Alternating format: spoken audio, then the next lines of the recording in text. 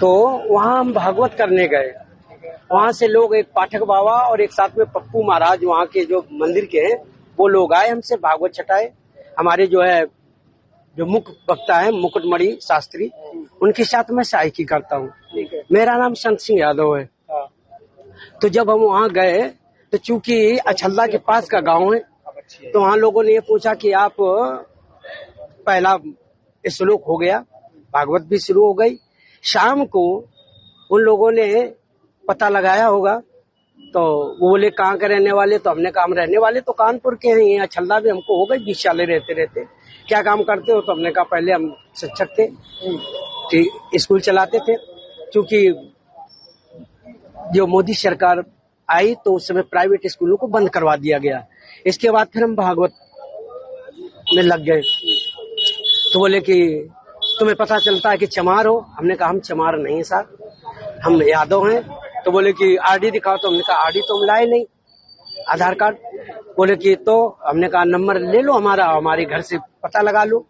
तो इन्होंने नंबर लिया, हमारे बेटे से पूछा तो बेटे का नाम जैसे आरडी में हमने क्लिक किया तो उसका नाम लिख के आ गया, राज यादव। इन्होंने कहा कि साले ये 103 देरी है यहाँ पे ब्राह्मणों के गांव में, तुम यादव होकर के, चमार होकर के यहाँ भागवत कहने आए हो। और इन्होंने बहुत हमें मारकूट करना शुरू कर दिया। रात भर इन्होंने बहुत टॉर्चर किया सर, यहाँ तक कि हमारे बाल काट दे। और जो परीक्षित बना था, परीक्षित की मैडम से इन्होंने मूत्र, बोले भाभी आप अपना मूत्र ले आओ, उसे मूत्र से हमारे ऊपर छिड़का इन्होंने।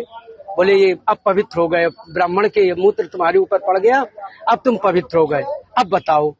अच्छा, तो ये तुमसे पैर क्यों छुआए गए? पैर इसलिए छुआए गए कि तुम यहाँ पे संकल्प करवाया, तो आपने हमारी भाभी से, हमारी जो है ये ब्राह्मणी है, इससे आपने पैर छुआया। हमने कहा पैर हमने नहीं छुआया, हम तो वैसे भी पैर नहीं छुआते। हमने ये कहा कि ठीक है ठीक है ठीक है। तो बोले कि नहीं तुमने वो तो करवाया, संकल्प तो करवाया। तो हमने कहा संकल्प तो करवाना भाई हमारा जो पाठन क्रिया में है वो हम करेंगे। तो ये बताओ, तुम आचार्य बन के गए थे? जी नहीं, आचार्य बन के, सहायक आचार्य। सहायक आचार्य? जी जी। कथावाचक कौन था? मुकुटमणि महाराज। मुकुटमणि, वो कौन बरादरी है? वो भी यादव। वो भी यादव जी। तो जिन लोगों ने आपको कथावाचक के लिए बुक किया था, जी, वो कौन बरादरी? वो ब्राह्मण है। वो ब्राह्मण जी। तो ये कथा कब से होनी थी? ये तारीख 21 तारीख से सर।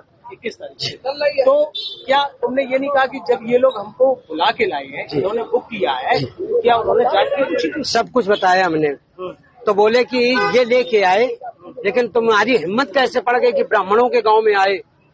ब्राह्मणों के गांव में तुम गद्दी पे बैठे हो और मतलब अहिर होकर के, और तुम्हें तो चमार लोग बता रहे हैं। तुमने कहा सर चमार हम नहीं है, हम यादव हैं।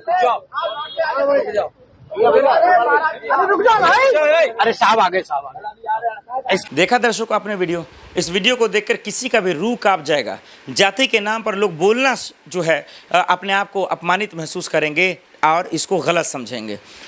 इनको सुनने के बाद तो दर्शकों हमें बोलने की ज़रूरत नहीं है कि इस देश में जहाँ एक तरफ बात होती है कि छुआछूत खत्म हो जाएगा, 1 नेशन 1 इलेक्शन की बात होती है, 1 नेशन 1 पीएम की बात होती है, 1 नेशन 1 जो है लोगों की बात होती है, एक राष्ट्र की बात होती है, लेकिन छुआछूत आज भी वही है। आखिर इसका इलाज क्या है दर्शकों? लोग एजुकेशन की बात करते हैं, लेकिन ये एजुकेशन उनके दिमाग में नहीं घुसता ना।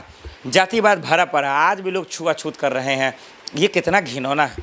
सब इंसान है, इंसान के तौर पे लोग कब देखेंगे आप? ये वो यादव समाज है, चाहे चमारी हो, आप चमार का आरोप लगा रहे हो उस पर। चमारी होगा तो क्या होगा, डोमी होता होगा तो क्या होगा?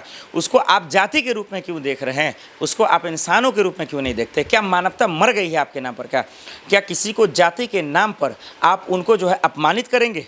उनको जिंदा रहते हुए ये साबित करेंगे कि तुम सिर्फ जिंदे लाश हो? क्या उनको जीने का हक नहीं है?